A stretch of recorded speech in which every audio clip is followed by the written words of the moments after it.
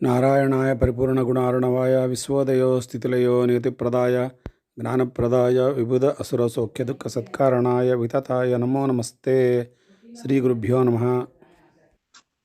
ಮಹಾತ್ಮನಾದ ಮೈತ್ರೇಯ ಮಹರ್ಷಿಯರು ಹೇಳಿದ ಚತುರ್ಮುಖ ಬ್ರಹ್ಮ ನಿರ್ಮಿತ ಸೃಷ್ಟಿ ವೃತ್ತಾಂತವನ್ನು ಕೇಳಿ ವಿದುರನು ಪುಳಕಾಂಕಿತನಾದನು. ಆದರೂ ಆತನಿಗೆ ಕಥಾಶ್ರವಣದಲ್ಲಿ ತೃಪ್ತಿ ಉಂಟಾಗಲಿಲ್ಲ. ಆಗ ಪುನಃ ಆ ಮಹರ್ಷಿಯನ್ನು ಕುರಿತು, ಪೂಜ್ಯ ಮಹರ್ಷಿವರ್ಯ, ಈಗ ನೀವು ಹೇಳಿದ ಮಾತಿನಿಂದ ಸ್ವಯಂಭುವ ಮನುವೇ ಜಗತ್ತಿನ ಪ್ರಥಮ ಚಕ್ರವರ್ತಿ ಎಂದು ತಿಳಿದನು. ಆತನು ಭಗವಂತನಲ್ಲಿ ಅನನ್ಯ ಭಕ್ತಿ ಉಳ್ಳವನು. ತನ್ನ ತಂದೆಯಾದ ಹಿರಣ್ಯ ಗರ್ಭನಲ್ಲಿ ಅತ್ಯಂತ ವಿಧೇಯತೆಯಿಂದ ನಡೆದುಕೊಂಡು ಆತನ ಆಜ್ಞಾಪಾಲನ ಮಾಡಿದ ಸುಸ್ವಭಾವವುಳ್ಳ ಮಹಾನುಭಾವನು ಎಂದು ಕೇಳಿದ್ದೇನೆ. ಆತನು ತನ್ನ ಭಾರ್ಯೆಯಾದ ಶತರೂಪಾದೇವಿಯಿಂದ ಕೂಡಿ ಲೋಕದಲ್ಲಿ ಏನು ಕಾರ್ಯ ಮಾಡಿದನೆಂಬ ಕಥೆಯನ್ನು ವಿವರಿಸಬೇಕು ಎಂದು ಪ್ರಾರ್ಥಿಸಿದನು. ಆಗ ಮೈತ್ರೇಯರು, ವಿದುರ, ಭಗವಂತನ ಮತ್ತು ಭಗವದ್ಭಕ್ತರ ಕಥಾಶ್ರವಣ ಮಾಡುವುದರಲ್ಲಿ ನಿನಗಿರುವ ಆಸಕ್ತಿ ಕುತೂಹಲಗಳನ್ನು ಕಂಡು ಪರಮಾನಂದವಾಗುತ್ತಿದೆ. ಶ್ರೀಹರಿಯ ಪಾದಾರವಿಂದಗಳನ್ನು ಯಾರು ಸದಾ ಉಪಾಸನೆ ಮಾಡುತ್ತಾರೋ ಅಂತಹ ಮಹಾನುಭಾವರ ಪುಣ್ಯಕಥಾ ಶ್ರವಣವು ಜನ್ಮ ಸಾಫಲ್ಯ ಸಾಧನವೆಂದು ತಿಳಿ. ನೀನು ಪರಮಧನ್ಯನು. ಆದುದರಿಂದಲೇ ನಿನ್ನ ಮನಸ್ಸು ಸರ್ವದಾ ಇಂತಹ ಸದ್ವೃತ್ತಿಯಲ್ಲೇ ಆಸಕ್ತಿಗೊಂಡಿರಬಹುದು. ಬ್ರಹ್ಮಪುತ್ರನಾದ ಸ್ವಯಂಭುವ ಮನುವಿನ ಮುಂದಿನ ಕಥಾವೃತ್ತಾಂತವನ್ನು ಕೇಳಿದೆಯಲ್ಲವೇ? ಹೇಳುತ್ತೇನೆ ಕೇಳು. ಆ ಮನುಚಕ್ರವರ್ತಿಯು ತನ್ನ ತಂದೆಯಾದ ಬ್ರಹ್ಮದೇವನ ಬಳಿಗೈದಿ ಆತನ ಮುಂದೆ ಕೈಜೋಡಿಸಿ ನಿಂತುಕೊಂಡು, ಎಲೈ ತಂದೆಯೇ, ನೀನು ಸಕಲ ಲೋಕಪೂಜ್ಯನು, ಸಕಲ ಭೂತಗಳಿಗೂ ಪ್ರಭುವು, ಲೋಕದಲ್ಲಿ ಸಮಸ್ತ ಭೂತಜಾಲಕ್ಕೂ ವೃತ್ತಿಗಳನ್ನು ಕಲ್ಪಿಸಿ ಪೋಷಿಸತಕ್ಕ ಪ್ರಭುವು. ಇಂದು ನಮ್ಮಿಬ್ಬರನ್ನು ಸೃಷ್ಟಿಸಿದ ನೀನು ನಾವು ಯಾವ ಸೇವೆಯಿಂದ ನಿನ್ನ ಅಭೀಷ್ಟ ಕಾರ್ಯವನ್ನು ನೆರವೇರಿಸಿ ನಿನ್ನನ್ನು ತೃಪ್ತಿಪಡಿಸಬೇಕೆಂಬುದನ್ನು ಆಜ್ಞಾಪಿಸು. ಸಮಸ್ತ ಪ್ರಾಣಿಗಳ ಅಭೀಷ್ಟಗಳನ್ನು ನೆರವೇರಿಸುವುದರಲ್ಲಿ ಸಮರ್ಥನಾದ ನಿನಗೆ ನಮ್ಮಿಂದ ಆಗಬೇಕಾದುದು ಏನಿದೆ? ಆದರೂ ಚಿರಂಜೀವರಾದ ನಾವು ಯಾವ ಸೇವೆ ಸಲ್ಲಿಸಿ ನಿನ್ನ ಮನಸ್ಸಿಗೆ ತೃಪ್ತಿಯನ್ನುಂಟು ಮಾಡಬಹುದು ಎಂಬುದನ್ನು, ಯಾವ ಕಾರ್ಯವನ್ನು ನಾವು ಮಾಡಿದರೆ ನಮಗೆ ಇಹಲೋಕದಲ್ಲಿ ಕೀರ್ತಿಯು, ಪರಲೋಕದಲ್ಲಿ ಸದ್ಗತಿಯು ಪ್ರಾಪ್ತವಾಗಬಹುದು ಎಂಬುದನ್ನು ಆಜ್ಞಾಪಿಸು ಎಂದು ಪ್ರಾರ್ಥಿಸಿದನು. ಸ್ವಯಂಭೂಮನು ಆ ಮಾತುಗಳನ್ನು ಕೇಳಿ ಬ್ರಹ್ಮದೇವನು ಪರಮ ಸಂತುಷ್ಟನಾಗಿ, ವತ್ಸ, ವಿನಯಪೂರ್ವಕವಾದ ನಿನ್ನ ಪ್ರಾರ್ಥನೆಯನ್ನು ಕೇಳಿ ಬಹು ಸಂತೋಷವಾಯಿತು. ಸತ್ಕಾರ್ಯದಲ್ಲಿ ನಿಯೋಗಿಸಬೇಕೆಂದು ನಿಷ್ಕಪಟ ಹೃದಯದಿಂದ ಕೇಳುವ ಈ ನನ್ನ ಮಾತುಗಳೇ ನನ್ನನ್ನು ವಿಶೇಷ ಸಂತೋಷಪಡಿಸಿದೆ.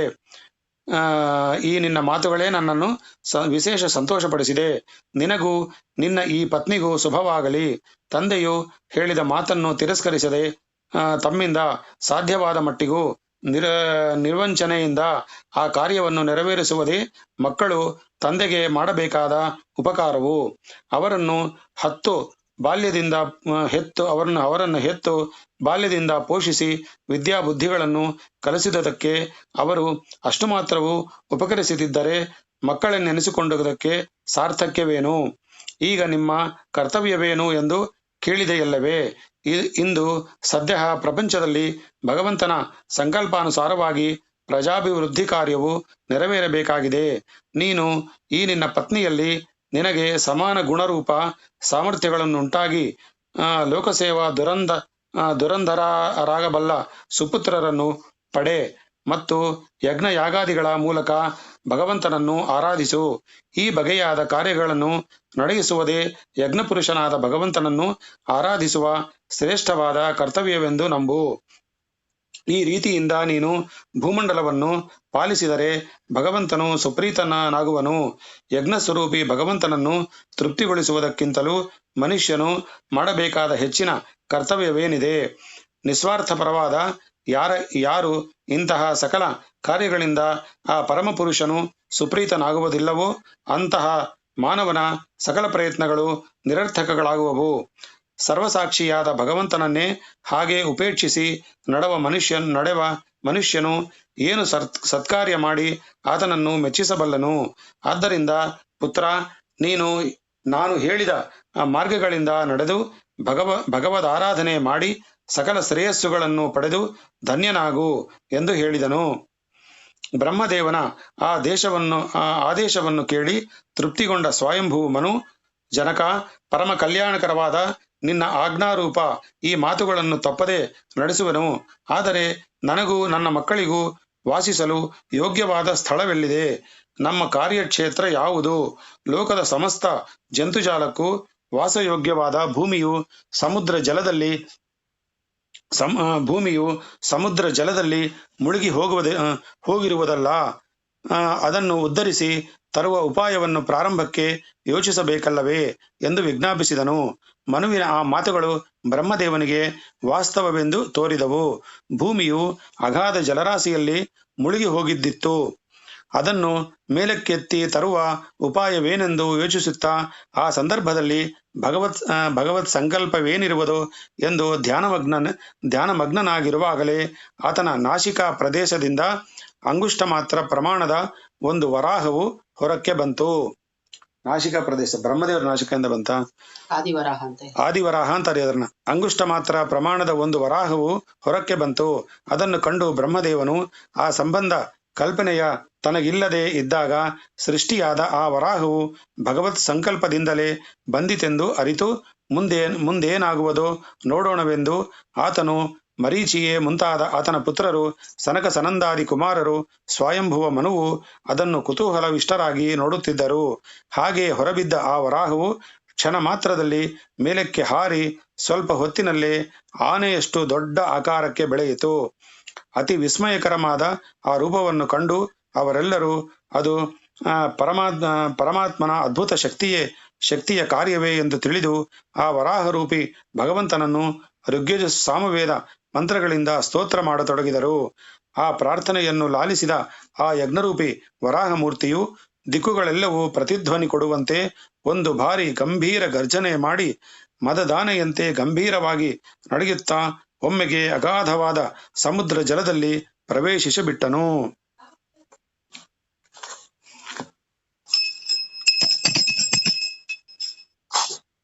ಆದಿವರಾಹ ಸಂಭವ ಆಗಿದೆ. ಆಗ ಎಲ್ಲರಿಗೂ ಸಮುದ್ರದಲ್ಲಿ ಮುಳುಗಿ ಹೋಗಿದ್ದ ಭೂಗೋಳದ ಉದ್ಧಾರಣಾರ್ಥವಾಗಿಯೇ ಭಗವಂತನು ಈ ಕಾರ್ಯವನ್ನು ಕೈಗೊಂಡನೆಂಬುದು ಸ್ಫುಟವಾಯಿತು. ಸಮುದ್ರವನ್ನು ಹೊಕ್ಕ ವರಾಹರೂಪಿ ವಿಷ್ಣುವು ಭೂಮಿಯನ್ನು ಅನ್ವೇಷಿಸುತ್ತಾ ರಸಾತಳದವರೆಗೂ ಇಳಿದು ಬಿಟ್ಟನು. ಬಾಯಿಯ 2 ಭಾಗಗಳಿಂದಲೂ ಹೊರಕ್ಕೆ ಬಂದು ಹೊಳೆಯುತ್ತಿದ್ದ 2 ಕೋರೆ ದಾಡಗಳಿಂದಲೂ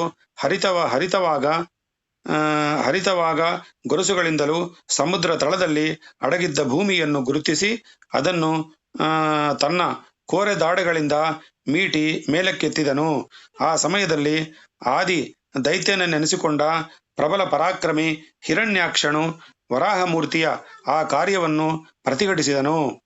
ಅದನ್ನು ಕಂಡು ವರಾಹಮೂರ್ತಿಯು ತನ್ನ ಕೋರ ದಾಡೆಗಳಿಂದ ತಿವಿದು ಒಂದು ಗಳಿಗೆಯೊಳಗಾಗಿ ಆ ದೈತ್ಯ ಶ್ರೇಷ್ಠನನ್ನು ಸಂಹರಿಸಿ ಭೂಮಿಯನ್ನು ಕೋರೆ ದಾಡೆಗಳಿಂದ ಎತ್ತಿ ತಂದನು.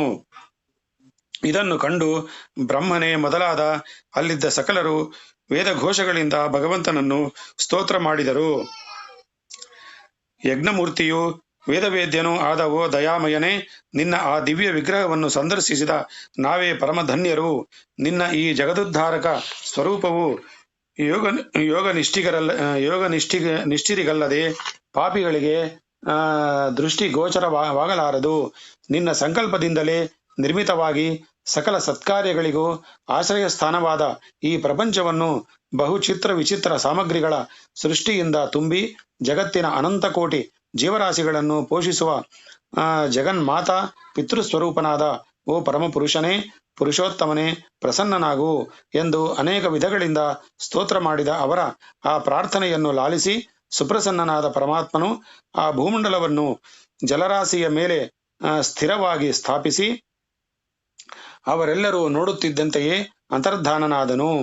ಭಕ್ತಾಗ್ರೇಸರನಾದ ವಿದುರ, ಆದಿವರಾಹ ಮೂರ್ತಿಯು ಬ್ರಹ್ಮನ ಪ್ರಾರ್ಥನೆಯನ್ನು ಲಾಲಿಸಿ ಭೂಮಿಯನ್ನು ರಸಾತಾಳದಿಂದ ಉದ್ಧರಿಸಿದ ತಂದ ಈ ಪವಿತ್ರ ಪುಣ್ಯ ಕಥಾಶ್ರವಣ ಮಾಡಿದ ಮನುಷ್ಯನು ಶ್ರೀಮನ್ನಾರಾಯಣನ ಅನುಗ್ರಹಕ್ಕೆ ಪಾತ್ರನಾಗುವನು. ಸರ್ವಾಭೀಷ್ಟದಾಯಕನಾದ ಭಗವಂತನೇ ಪ್ರಸನ್ನನಾದ ಮೇಲೆ ಭಕ್ತನಿಗೆ ಯಾವ ವಸ್ತುವು ದುರ್ಲಭವಿರುವುದು?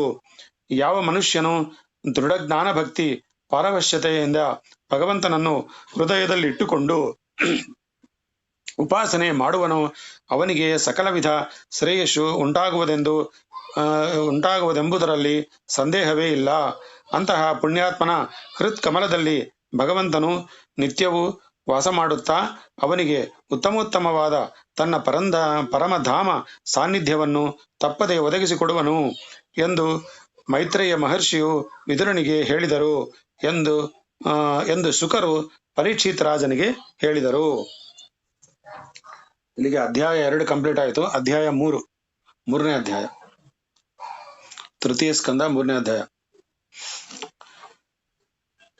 ಶ್ರೀ ವಿಷ್ಣುಮೂರ್ತಿಯ ವರಾಹಾವತಾರ ಮಾಡಿ ಹಿರಣ್ಯಾಕ್ಷ ದೈತ್ಯನನ್ನು ಕೊಂದು ಭೂದೇವಿಯನ್ನು ಉದ್ಧರಿಸಿ ತಂದ ಕಥಾವೃತ್ತಾಂತವನ್ನು ಸೂಕ್ಷ್ಮವಾಗಿ ತಿಳಿಸಿದ ಮೈತ್ರೇಯ ಮಹರ್ಷಿಯ ಮಾತುಗಳನ್ನು ಕೇಳಿದ ವಿದುರನಿಗೆ ಈ ಹಿರಣ್ಯಾಕ್ಷನಾರು?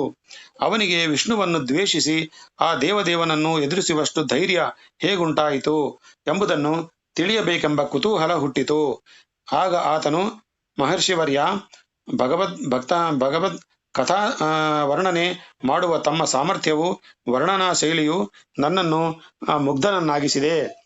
ಎಷ್ಟು ಕೇಳಿದರೂ ತೃಪ್ತಿಯಾಗದಂತೆ ನನ್ನಲ್ಲಿ ಕಥಾಶ್ರವಣಾಸಕ್ತಿಯನ್ನು ಕೆರಳಿಸುತ್ತಿದೆ. ಈಗ ತಾವು ಹೇಳಿದ ಹಿರಣ್ಯಾಕ್ಷನೆಂಬುವರ್ಯಾರು? ಅವನು ರಸಾತಳಕ್ಕಿದ್ದು ಹೋಗಿದ್ದ ಭೂಗೋಳವನ್ನು ತನ್ನ ಕೋರೆ ದಾಡೆಗಳಿಂದ ಎತ್ತಿ ತರುತ್ತಿದ್ದ ವರಾಹಮೂರ್ತಿಯನ್ನು ಎದುರಿಸಿ ಯುದ್ಧಕ್ಕಿಳಿದ ಕಾರಣವೇನು? ಮುಂದೆ ಆ ಕಥೆಯು ಹೇಗೆ ಪರಿಣಾಮಗೊಂಡಿತು? ದಯಮಾಡಿ ತಿಳಿಸಬೇಕು ಎಂದು ಪ್ರಾರ್ಥಿಸಿದನು. ಆಗ ಮೈತ್ರೇಯ ಮಹರ್ಷಿ, ಧನ್ಯ ವಿದುರ, ಮನುಷ್ಯರಿಗೆ ಮೃತ್ಯುಪಾಶವನ್ನು ಪರಿಹರಿಸುವಲ್ಲಿ ಭಗವತ್ಕಥಾ ಶ್ರವಣಕ್ಕಿಂತಲೂ ಹೆಚ್ಚಿನ ಸಾಧನ ಮತ್ತೊಂದಿಲ್ಲ. ಅದನ್ನು ಮೇಲೆ ಕೇಳುವ ಕುತೂಹಲವನ್ನು ವ್ಯಕ್ತಪಡಿಸುತ್ತಿರುವ ನೀನೇ ಧನ್ಯ. ಭಗವತ್ಕಥಾ ಶ್ರವಣ ಮಾತ್ರದಿಂದಲೇ ಬಾಲಕನಾದ ಧ್ರುವನು ಶ್ರೀಮನ್ನಾರಾಯಣನನ್ನು ಮೆಚ್ಚಿಸಿ ಆತನ ದಿವ್ಯಮಂಗಳ ವಿಗ್ರಹವನ್ನು ಕಣ್ಣು ತುಂಬ ನೋಡಿ ಲೋಕದಲ್ಲಿ ಯಾರಿಂದಲೂ ಹೊಂದಲು ಅಸಾಧ್ಯ ಎನ್ನಿಸುವಂತಹ ಉನ್ನತ ಪದವಿಗಳನ್ನು ಗಳಿಸಲು ಸಾಧ್ಯವಾಯಿತು. ವಿದುರ, ಹಿರಣ್ಯಾಕ್ಷನಾರು? ಅವನಿಗೆ ವಿಷ್ಣುವಿನಲ್ಲಿ ಬದ್ಧ ದ್ವೇಷ ಏಕೆ ಉಂಟಾಯಿತು ಎಂದು ಪ್ರಶ್ನಿಸಿದೆಯಲ್ಲವೇ? ಈ ಸಂಗತಿಯನ್ನು ಹೇಳುತ್ತೇನೆ, ಸಾವಧಾನವಾಗಿ ಕೇಳು ಎಂದು ಪ್ರಾರಂಭಿಸಿದರು. ದಕ್ಷ ಬ್ರಹ್ಮನಿಗೆ 13 ಮಂದಿ ಹೆಣ್ಣು ಮಕ್ಕಳಿದ್ದರು. ಆತನು ಆ 3 ಜನದ ಕೊಟ್ಟಿರ್ತಾರೆ ಮದುವೆ ಆಗಿರೋ ದಕ್ಷ ಪ್ರಜಾಪತಿಗೆ. ಅವರಿಗೆ 13 ಮಂದಿ ಹೆಣ್ಣು ಮಕ್ಕಳಿದ್ದರು. ಆತನು ಅವರ ವಿವಾಹ ಯೋಗ್ಯ ವಯಸ್ಕರಾದಾಗ ಯಾರಿಗೆ ಕೊಟ್ಟು ಲಗ್ನ ಮಾಡುವುದೆಂದು ಯೋಚಿಸುತ್ತಿರಲು, ವಿದ್ಯಾ ವಿನಯಾದಿ ಗುಣಸಂಪನ್ನನು ತೇಜಸ್ವಿಯೂ ತಪಸ್ವಿಯೂ ಆದ ಕಶ್ಯಪನೇ ತಕ್ಕವರನೆಂದು ನಿಷ್ಕರ್ಷೆಯಾಯಿತು. ಆತನ 13 ಮಂದಿ ಮಕ್ಕಳು ಆತನನ್ನೇ ವರಿಸುವುದಾಗಿ ತಮ್ಮ ಇಷ್ಟವನ್ನು ತಂದೆಗೆ ತಿಳಿಸಿದರು. ದಕ್ಷ ಬ್ರಹ್ಮನು ತನ್ನ ಆ ಪುತ್ರಿಯರ ಅಪೇಕ್ಷಾನುಸಾರ ಎಲ್ಲರನ್ನೂ ಆತನಿಗೆ ಧಾರೆ ಎರೆದು ಸಮರ್ಪಿಸಿದನು. ಅವರಲ್ಲಿ ದಿತಿ ಎಂಬುವಳು ದೈತ್ಯ ಕುಲಕ್ಕೂ ಅದಿತಿಯು ದೇವಕುಲಕ್ಕೂ ಮಾತೆಯರಾದರು. ದಿತಿಯಿಂದ ದೈತ್ಯಕುಲ ಬರುತ್ತೆ, ಅದಿತಿಯಿಂದ ದೇವಕುಲ. ಅಂದಿನ ಆ ಕಥಾ ಸಂದರ್ಭವು ಬಹು ಸ್ವಾರಸ್ಯವಾಗಿರುವುದು. ಅದನ್ನು ವಿವರಿಸುವೆನು ಕೇಳು. ಒಂದಾನೊಂದು ದಿನ ಅವರಲ್ಲಿ ದಿತಿ ಎಂಬುವಳು ಸಂತಾನಾಭಿಲಾಷೆಯುಳ್ಳವಳಾಗಿ ಕಾಮಾತುರತೆಯಿಂದ ಸಂಧ್ಯಾಕಾಲದಲ್ಲಿ ಅಗ್ನಿಶಾಲೆಯಲ್ಲಿದ್ದ ತನ್ನ ಪತಿಯಾದ ಕಶ್ಯಪ ಮಹರ್ಷಿಯ ಬಳಿಗೆ ಬಂದಳು. ಕಶ್ಯಪನು ಆ ಸಮಯದಲ್ಲಿ ಪರಮ ಶ್ರದ್ಧೆಯಿಂದಲೂ ನಿಯಮ ನಿಷ್ಠೆಗಳಿಂದಲೂ ಪರಮಪುರುಷನನ್ನು ಆರಾಧಿಸಿ ಆ ದೇವದೇವನನ್ನೇ ಹೃದಯದಲ್ಲಿಟ್ಟು ಧ್ಯಾನಿಸುತ್ತಾ ಕುಳಿತಿದ್ದನು. ಆಗ ದಿತಿಯು ತನ್ನ ಪ್ರಾಣೇಶನನ್ನು ಸಮೀಪಿಸಿ, ಪ್ರಭು ಪ್ರಾಣಕಾಂತ, ನಾನೀಗ ಮನ್ಮಥ ಬಾಣಗಳಿಂದ ಪೀಡಿತಳಾಗಿ ತವಕಿಸುತ್ತಿದ್ದೇನೆ. ಎಷ್ಟು ನಿಗ್ರಹಿಸಿದರೂ ಸಾಧ್ಯವಿಲ್ಲದೆ ಮನಸ್ಸು ಸಂಭೋಗಕ್ಕಾಗಿ ತವಕಿಸುತ್ತಿದೆ. ನಾಥ, ಸರ್ವಜ್ಞರಾದ ನಿಮಗೆ ನಾನು ಹೇಳಬೇಕಾದುದೇನಿದೆ? ಸ್ತ್ರೀಯರಿಗೆ ಕಾಮಬಾಧೆಯು ಎಷ್ಟು ದುಸ್ಸಹವಾಸದೆಂಬುದು ನೀವು ಅರಿಯದ ವಿಚಾರವಿಲ್ಲ. ನನ್ನ ಸೋದರಿಯರು, ಸವತಿಯರು ಆದ ನಿಮ್ಮ ಇತರ ಭಾರ್ಯರೆಲ್ಲ ಗರ್ಭವತಿಯರಾಗಿ ಕಂಗೊಳಿಸುತ್ತಿರುವಲ್ಲಿ ನಾನು ಸಂತಾನ ಸೌಭಾಗ್ಯವಿಲ್ಲದ ದುಃಖವನ್ನು ಹೇಗೆ ಸಹಿಸಿಕೊಳ್ಳಲಿ? ಹೀಗೆ ನಾನು ಸಂತಾನಾಭಿಲಾಷೆಯಿಂದ ಕಾತುರಳಾಗಿ ಋತುಸ್ನಾನ ಮಾಡಿ ಸಿದ್ಧಳಾಗಿರುವಾಗ ಧರ್ಮಗ್ರರಾದ ನೀವು ನನ್ನನ್ನು ತೃಪ್ತಿಗೊಳಿಸಿ ರಕ್ಷಿಸಬೇಕಾದುದು ಅವಶ್ಯ ಕರ್ತವ್ಯವು. ಪತಿಯಿಂದ ಹೀಗೆ ಆದರಿಸಲ್ಪಡತಕ್ಕ ಸ್ತ್ರೀಯರೇ ಲೋಕದಲ್ಲಿ ನಿರ್ಮಲವಾದ ಕೀರ್ತಿ ಗೌರವಗಳನ್ನು ಪಡೆದು ಅನ್ನಿಸುವರು. ಮದುವೆಯಾದುದು ಮೊದಲು ನಾನು ಅವಿಚ್ಛಿನ್ನ ಪ್ರೇಮದಿಂದ ನಿಮ್ಮ ಪಾದಾಶ್ರಯ ಮಾಡಿಕೊಂಡು ನನ್ನ ಸಮಸ್ತ ಅಭಿಲಾಷೆಗಳು ನಿಮ್ಮ ಅನುಗ್ರಹದಿಂದಲೇ ಪೂರ್ಣಗೊಳ್ಳಬೇಕೆಂದು ನಂಬಿದ್ದೇನೆ. ಈ ನನ್ನ ಅಪೇಕ್ಷೆಯನ್ನು ಈಡೇರಿಸಿ ನನ್ನನ್ನು ಕೃತಾರ್ಥಳನ್ನಾಗಿಸಬೇಕು ಎಂದು ಪ್ರಾರ್ಥಿಸಿದಳು. ಆಗ ಕಶ್ಯಪನು ಕುತೂಹಲಾವಿಷ್ಟನಾಗಿ ಅವಳ ಮಾತುಗಳನ್ನು ಕೇಳಿ ಹಸುನ್ಮುಖದಿಂದ ಅವಳನ್ನು, ಸುಂದರಿ, ನೀನೀಗ ಹೇಳಿದ ವಿಚಾರಗಳೆಲ್ಲ ಸತ್ಯವೆನ್ನಲ್ ಅಡ್ಡಿಯಿಲ್ಲ. ಪತ್ನಿಯ ಇಷ್ಟಾರ್ಥಗಳೆಲ್ಲ ಪತಿಯಿಂದಲೇ ಪೂರ್ಣಗೊಳ್ಳಬೇಕೆಂದು ಸರ್ವಥಾ ಯಥಾರ್ಥವಾದುದು. ಅಷ್ಟು ಮಾತ್ರವೇ ಅಲ್ಲ, ಪುರುಷನು ತನ್ನ ಧರ್ಮಾರ್ಥ ಕಾಮಗಳೆಂಬ 3 ಪುರುಷಾರ್ಥಗಳ ಫಲಗಳನ್ನು ತನ್ನ ಭಾರ್ಯೆಯ ಮೂಲಕವಾಗಿಯೇ ಪಡೆಯಬೇಕಾಗಿದೆ. ಪತ್ನಿ ಸಮೇತನಾಗಿ ಗೃಹಸ್ಥ ಧರ್ಮದಲ್ಲಿರುವ ಪುರುಷನು ಮಾತ್ರವೇ ಬ್ರಹ್ಮಚರ್ಯಾದಿ ಇತರ ಆಶ್ರಮಗಳಲ್ಲಿರುವ ಸರ್ವ ಅರ್ಥರಿಗೂ ಆಶ್ರಯವನ್ನು ನೀಡಲು ಸಾಧ್ಯವಿರುವುದು. ಅಲ್ಲದೆ ತನಗುಂಟಾಗುವ ಇಂದ್ರಿಯ ವ್ಯಸನವೆಂಬ ಸಮುದ್ರ ಪ್ರಯಾಣವನ್ನು ಪುರುಷನು ಧರ್ಮಪತ್ನಿ ಎಂಬ ಹಡಗಿನ ಸಹಾಯದಿಂದ ದಾಟುವ ಸೌಕರ್ಯವುಂಟು. ಹಾಗೂ ಶಾಸ್ತ್ರ ದೃಷ್ಟಿಯಿಂದ ಬ್ರಹ್ಮಚರ್ಯ ವ್ರತನಿಷ್ಠನಾಗಿರಬಹುದಾದ ಸೌಕರ್ಯವನ್ನು ಗೃಹಸ್ಥ ಧರ್ಮದಲ್ಲಿ ಭಾರ್ಯೆಯೊಡನಿದ್ದರೆ ಹೇಗೆ ಸಾಧಿಸಲು ಸಾಧ್ಯವಿರುವುದು? ಗೃಹಕೃತ್ಯ ನಿರ್ವಹಣದಲ್ಲಿ ಪತ್ನಿಯು ಪತಿಗೆ ಸಹಾಯಕಳಾಗಿ ಆತನಿಗೆ ಅರ್ಧ ದೇಹವೆನಿಸುವಳಲ್ಲವೇ? ದುರ್ಗಾಧಿಪನಾದ ರಾಜನು ಕೋಟೆಯ ಗೋಡೆಗೊಳಗಿದ್ದು ಅವುಗಳ ಬೆಂಬಲದಿಂದ ಹೊರಗಿನಿಂದ ಬರುವ ಶತ್ರುಗಳ ಮತ್ತು ಚೋರರ ಬಾಧೆಗಳಿಂದ ಸುರಕ್ಷಿತನಾಗಿರುವಂತೆ ಪುರುಷರು ಪಂಚೇಂದ್ರಿಯ ಚಾಪಲ್ಯಗಳೆಂಬ ಚೋರಾದಿಗಳ ಬಾಧೆಯನ್ನು ನಿನ್ನಂತಹ ಅನುಕೂಲರು ವಿಮಲಾಂಗಿಯರು ಆದ ಅರ್ಧಾಂಗಿಯರ ಸಹಾಯದಿಂದಲೇ ಪರಿಹರಿಸಿಕೊಳ್ಳಬಲ್ಲನು. ನಿಜವಾಗಿಯೂ ಪರಿಭಾವಿಸಿದರೆ ಹೀಗೆ ಸರ್ವ ವಿಧಗಳಿಂದಲೂ ಅತ್ಯಂತ ಉಪಕಾರಿಗಳಾದ ನಿಮ್ಮ ಈ ಋಣವು ತೀರಿಸಲಸಾಧ್ಯವೆಂಬಂತಿರುವುದು. ಅದಂತಿರಲಿ, ನೀನೀಗ ಬಂದ ಉದ್ದೇಶವು ತಿಳಿಯಿತು. ಆದರೆ ಈ ಸಂಧ್ಯಾ ಸಮಯವು ಸಂಭೋಗಕ್ಕೆ ಉಚಿತವಾದ ಕಾಲವಲ್ಲ.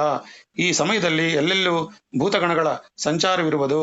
ಇನ್ನು 2-3 ಮುಹೂರ್ತಗಳ ಕಾಲ ಸೈರಿಸಿಕೋ.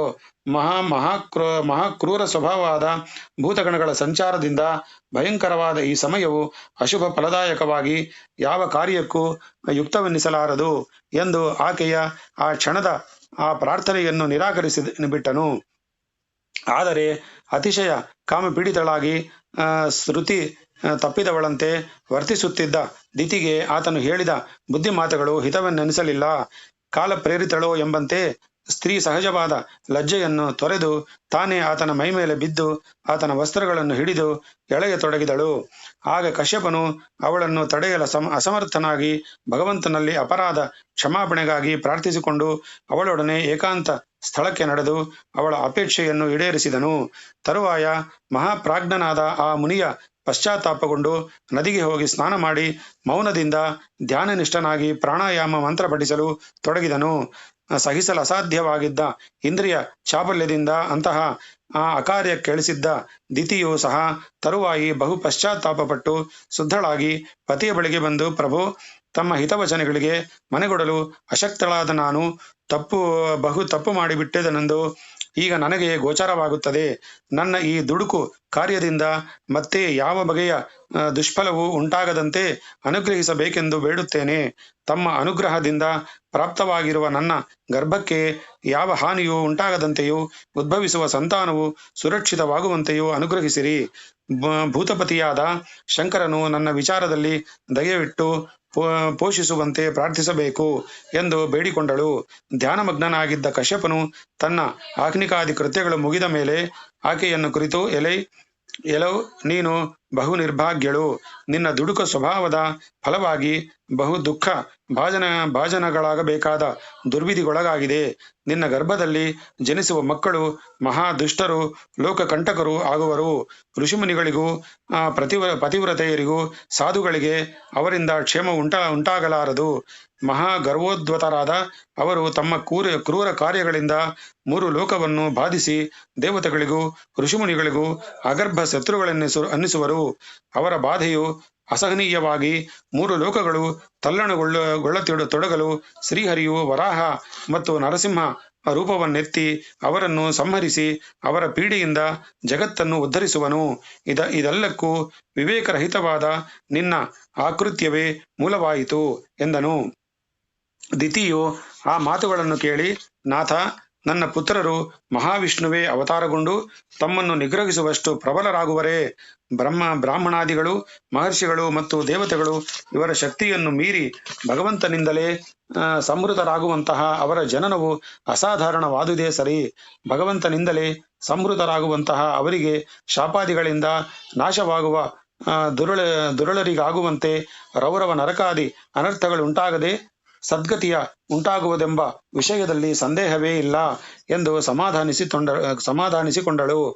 ಆಗ ಕಶ್ಯಪನು, ಸಾಧ್ವಿ, ನೀನು ಹಾಗೆಯೇ ದುಡುಕಿ ಅಕಾರ್ಯದಲ್ಲಿ ಪ್ರವರ್ತಿಸಿದರೂ ಈಗ ಪಶ್ಚಾತ್ತಾಪವನ್ನು ವ್ಯಕ್ತಪಡಿಸುತ್ತಿರುವುದೇ ಆದುದರಿಂದ ನಿನ್ನ ಗರ್ಭಸಂಭೂತರು ಹಾಗೆಯೇ ಮಹಾಕ್ರೂರಿಗಳಾಗಿ ಜನಿಸಿದರೂ ಅವರಲ್ಲೊಬ್ಬನ ಉದರ ಸಂಭೂತನಾಗಿ ಜನಿಸುವ ನಿನ್ನ ಮೊಮ್ಮಗನು ಮಹಾವಿಷ್ಣು ಭಕ್ತನಾಗುವನು. ಚಿಂತಿಸದಿರು. ಅವನು ಲೋಕದಲ್ಲಿ ಮಹಾ ಸತ್ಪುರುಷನೆಂದು, ಭಗವದ್ಭಕ್ತ ಶಿರೋಮಣಿಯೆಂದು ಮಹನೀಯರಿಂದಲೂ ಕೀರ್ತಿಸಲ್ಪಡುವನು. ಅವನು ಸಕಲ ಸಜ್ಜನರ ಸಂತಾಪವನ್ನು ನಿವಾರಿಸುವ ಮಹಿಮೆಯನ್ನು ಗಳಿಸಿ ಅಚಂದ್ರಾರ್ಕ ಯಶಸ್ಸಂಪನ್ನನಾಗುವನು. ನಿನ್ನ ಪೌತ್ರನು ಶ್ರೇಯಪತಿಯಾದ ಪುಂಡರೀಕಾಕ್ಷನನ್ನು ತನ್ನ ಹೃದಯ ಕಮಲದಲ್ಲಿರಿಸಿಕೊಂಡು ಸರ್ವದಾ ಪ್ರತ್ಯಕ್ಷೀಕರಿಸಿಕೊಂಡು 3 ಲೋಕದ ಭಕ್ತಕೋಟಿಗೂ ಆದರ್ಶ ಮೂರ್ತಿ ಎನ್ನಿಸಿಕೊಳ್ಳುವನು ಎಂದು ನುಡಿದು ಆಕೆಯನ್ನು ಸಂತೈಸಿದನು. ಇನ್ನು ಹಿರಣ್ಯಾಕ್ಷನೆಂಬುವನ್ಯಾರು? ಅವನಿಗೆ ವಿಷ್ಣುವಿನಲ್ಲಿ ಆಗರ್ಭ ದ್ವೇಷ ಉಂಟಾಗಲು ಕಾರಣವೇನು ಎಂದು ಪ್ರಶ್ನೆ ಮಾಡಿದೆಯಲ್ಲವೇ? ವಿದುರ, ಕೇಳು ಎಂದು ಮೈತ್ರೇಯ ಮಹರ್ಷಿಯು ಹೇಳತೊಡಗಿದನು. ದಿತಿಯ ಗರ್ಭವು ಕಶ್ಯಪರ ತೇಜಸ್ವಿ ವೀರ್ಯವನ್ನು ಧರಿಸಿ ದಿನದಿನಕ್ಕೆ ವೃದ್ಧಿಗೊಳ್ಳತೊಡಗಿತು. ದಿತಿದೇವಿಯು ಆ ಗರ್ಭವನ್ನು 100 ವರ್ಷಗಳವರೆಗೆ ಧರಿಸಿದ್ದಳು. 100 ವರ್ಷಗಳಂತೆ 100 ವರ್ಷಗಳವರೆಗೆ ಧರಿಸಿದ್ದಳು.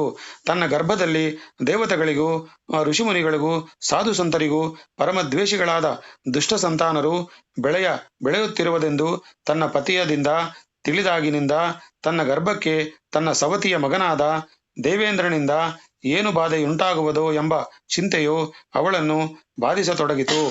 ಈ ವಿಚಾರವಂತಿರಲಿ ಇತ್ತ ದಿತಿಯ ಗರ್ಭವು ದಿನದಿನಕ್ಕೆ ಬಿಳಿಯ ತೊಡಗಿದಂತಲ್ಲೇ ಲೋಕದಲ್ಲಿ ಸಾತ್ವಿಕ ತೇಜಸ್ಸು ಕುಂದತೊಡಗಿತು. ಎಲ್ಲೆಲ್ಲೂ ಹಾಹಾಕಾರ ವ್ಯಾಪಿಸಿತು.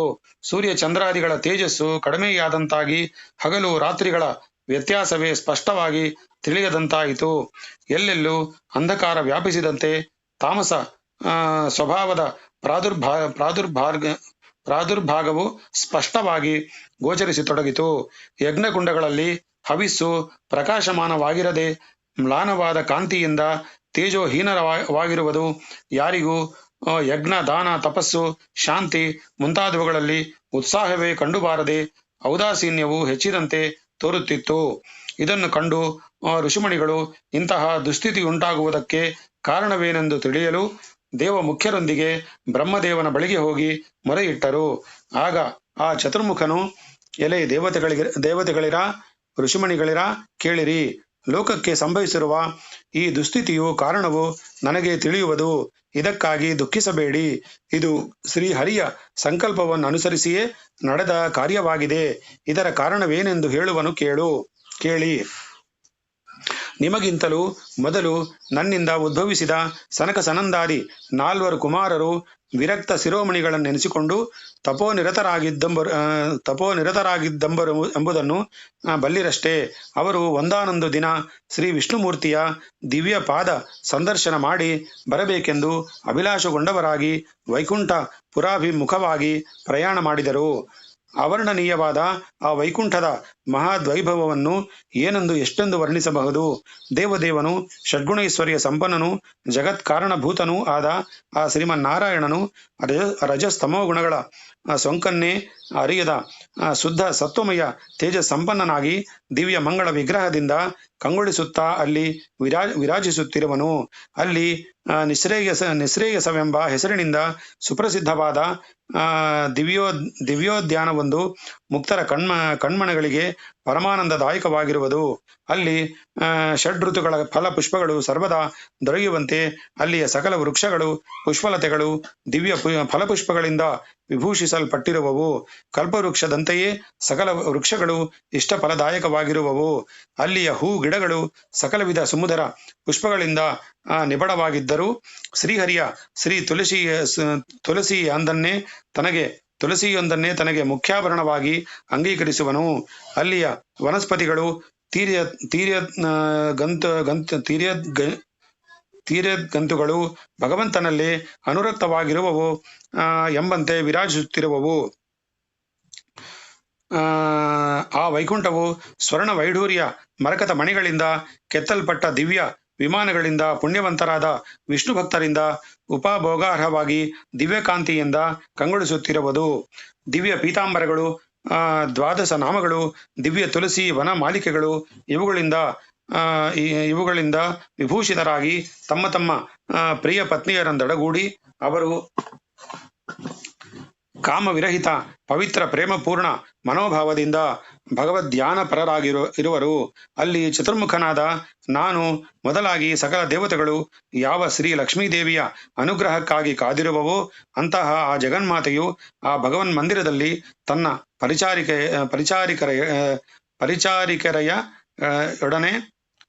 ಪರಿಚಾರಿಕೆಯರೊಡನೆ ಸಂಚರಿಸುತ್ತಾ ತನ್ನ ಕೈಯಿಂದಲೇ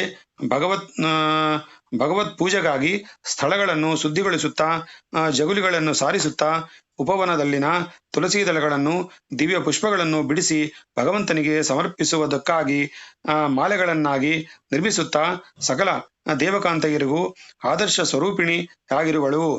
ಕುತ್ಸಿತ ಮನೋಭಾವವುಳ್ಳವರು, ನಿಷ್ಠುರ ಪ್ರಕೃತಿಯವರು, ದೈವಗುರು ಪೂಜಾ ವಿಮುಖರು, ನಾಸ್ತಿಕರು, ಭಗವದ್ಭಕ್ತ ಶ್ರವಣದಲ್ಲಿ ಇಚ್ಛೆಯಿಲ್ಲದ ನೀಚರು ಆ ಪುಣ್ಯಲೋಕವನ್ನು ಹೊಂದುವುದಿರಲಿ, ಸ್ಮರಿಸಲು ಕೂಡ ಶಕ್ತರಾಗಲಾರರು. ಆದರೆ ಯಾರು ಶ್ರೀಹರಿಯ ದಿವ್ಯ ಪಾದ ಕಮಲಗಳನ್ನು ತಮ್ಮ ಹೃದಯಾರವಿಂದಗಳಲ್ಲಿ ನೆಲೆಗೊಳಿಸಿ ಶಮದಮಾದಿ ಗುಣ ಸಂಪನ್ನರಾಗಿ ಸದಾ ಶ್ರೀಹರಿಯ ಗುಣಾನುವಾದದಲ್ಲೇ ಮಗ್ನರಾಗಿರುವರೋ, ಭಕ್ತಿ ಪಾರವಶ್ಯದಿಂದ ಭಗವನ್ ನಾಮೋಚ್ಚಾರಣ ಮಾತ್ರದಲ್ಲಿ ಪುಳಕಾಂಕಿತರಾಗಿ ಆನಂದ ಬಾಷ್ಪಗಳನ್ನು ಸುರಿಸುತ್ತಾ ಪರಮಾನಂದ ಸ್ವಾಂತರಾಗಿರುವರು. ಅಂತಹ ಮಹಾನುಭಾವರಿಗೆ ವೈಕುಂಠ ಲೋಕವು ತೆರೆದ ಬಾಗಿಲಾಗಿರುವುದು. ಎಲೆ ದೇವತೆಗಳಿರ, ಋಷಿಮುನಿಗಳಿರ, ಇಂಥ ಪರಮಧಾಮದಲ್ಲಿ ವಿಷ್ಣುಮೂರ್ತಿಯ ಪಾದ ಸಂದರ್ಶನಕ್ಕಾಗಿ ನಡೆದ ಸನಕಾದಿಗಳು ವೈಕುಂಠದ 6 ಮಹಾದ್ವಾರಗಳನ್ನು ದಾಟಿ 7ನೆಯ ಮಹಾದ್ವಾರದ ಒಳಗೆ ಬರಲು ಅಲ್ಲಿ ಚತುರ್ಭುಜಗಳಿಂದಲೂ ದಿವ್ಯ ಕಿರೀಟಿ ಕುಂಡಲಗಳಿಂದಲೂ ಅಲಂಕೃತರಾಗಿ ಕೈಗಳಲ್ಲಿ ದಂಡವನ್ನು ಹಿಡಿದು ನಿಂತಿದ್ದ ವೈಕುಂಠ ದ್ವಾರಪಾಲಕರಾದ ಜಯ ವಿಜಯರನ್ನು ಕಂಡರು. ಜಯ ವಿಜಯರು ಆಲ್ರೆಡಿ ಇರ್ತಾರಲ್ಲಿ. ಜಯ ವಿಜಯರನ್ನು ಕಂಡರು. ಆಗ ಸನಕಾದಿ ಮುನಿಕುಮಾರರು ಮಿಕ್ಕ 6 ಮಹಾದ್ವಾರಗಳಲ್ಲೂ ನಿರ್ಭೀತರಾಗಿ ಯಾವ ಅಡೆತಡೆಗೂ ಇಲ್ಲದೆ ದಾಟಿದಂತೆಯೇ ಈ 7ನೆಯ ಮಹಾದ್ವಾರವನ್ನು ಪ್ರವೇಶಿಸಿ ಒಳಗಿದ್ದ ವಿಷ್ಣು ಸನ್ನಿಧಿಗೆ ಹೋಗಲು ಮುಂದಾದರು. ಆದರೆ ಅಲ್ಲೇ ನಿಂತಿದ್ದ ಜಯ ವಿಜಯರು, ಎಲೆ ಮುನಿಕುಮಾರರೇ, ಏನು ಉದ್ದಟತನವಿದು? ನಾವಿಲ್ಲಿ ದ್ವಾರಪಾಲಕರಾಗಿರುವುದನ್ನು ಲಕ್ಷ್ಯ ಮಾಡದೆ ಒಳಕ್ಕೆ ನುಗ್ಗುತ್ತಿರುವ ನಿಮ್ಮ ಈ ಚರ್ಯೆಯ ಯುಕ್ತವಾದುದಲ್ಲ. ನಿಲ್ಲಿ, ಈಗ ಪ್ರವೇಶಕ್ಕೆ ಸಮಯವಲ್ಲ ಎಂದು ನಿಷೇಧಿಸಿ ತಡೆದು ನಿಲ್ಲಿಸಿಬಿಟ್ಟರು. ಶ್ರೀಕೃಷ್ಣಾರ್ಪಣಮಸ್ತು.